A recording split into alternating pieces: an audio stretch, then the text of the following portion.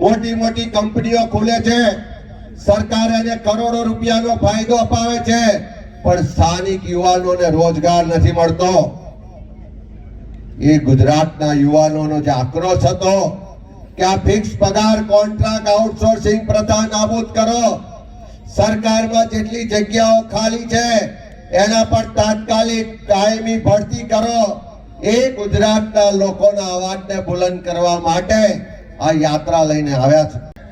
કેટલાય ગામમાં પીવાના પાણીના પ્રશ્નો છે, આપણા યુવાનો દીકરા દીકરીઓને નોકરીઓ નથી મળતી।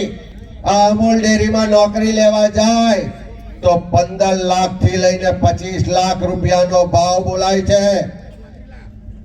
કેટલા? હવે નવા બોર્ડમાં 35 લાખ કહે છે, પણ એક પણ નોકરી પૈસા આપ્યા વગર મળતી નથી। અહીંયા